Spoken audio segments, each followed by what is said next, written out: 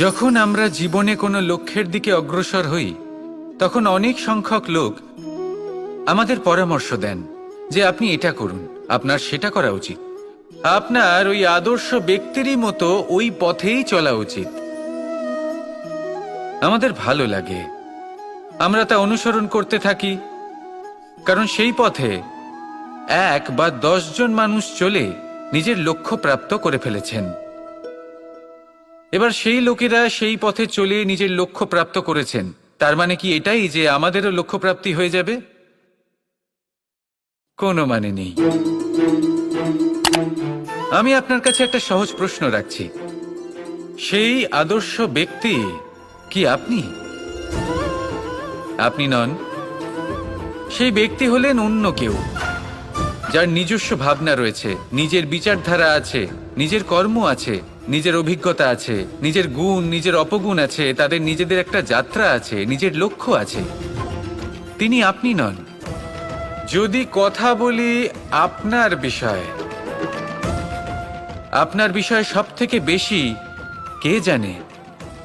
আপনার যাত্রা, আপনার লক্ষ্যের বিষয়, আপনার ভাবনা চিন্তা, আপনার বিচারধারা, আপনার কর্মের বিষয়, আপনার কামনার বিষয়, আপনার অভিজ্ঞতার বিষয়, এই সব বিষয়ে সব থেকে বেশি যদি কেউ জানে তিনি হলেন স্বয়ং আপনি। তাই নিজের জীবনে কোনো পথ নির্বাচন করবেন আর কিভাবে সামনে এগোবেন, এই নির্বাচনও শ্রেষ্ঠ হবে যদি সেটা আপনি নিজেই করেন। আপনি আপনার জীবনকে নিরীক্ষণ করুন, বুঝুন, আর নিজের লক্ষ্য গিয়ে প্রাপ্ত করে ফেলুন। সমাজের সামনে এমন একটা উদাহরণ আপনি প্রস্তুত করুন যাতে ভিড় আপনার পথে চলতে তৎপর হয়ে ওঠে। আসুন আর আমার সাথে ভালোবেসে বলুন, রাধা রাধা।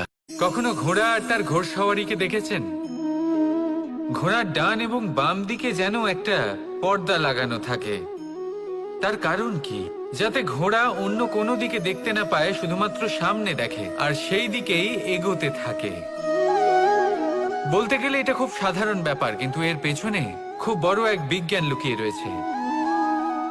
আপনি যদি জীবনে নিজের লক্ষ্যে পৌঁছতে চান তাহলে আপনাকে এদিক ওদিক তাকানো বন্ধ করতে হবে, শুধু সামনে নিজের লক্ষ্যের দিকে তাকিয়ে থাকতে হবে। তখনই জীবনে সাফল্য লাভ করবেন। ঘোড়া তো শুধুমাত্র এক পশু, তার উপরে লাগাম পরাতে হয়, চোখের ডান এবং বাম দিকে পর্দা পরিয়ে দেওয়া হয়। আপনি হলেন মানুষ, আপনাকে লাগাম কে পরাবে? কেউ না। এটা আপনাকে নিজেকেই করতে হবে। মনের গভীরে প্রবেশ করুন আর আবেগগুলিকে লাগাম পরান, তাদের নিয়ন্ত্রণ করতে শিখুন। আর নিজের দৃষ্টি সামনে, শুধু নিজের লক্ষ্যের দিকে।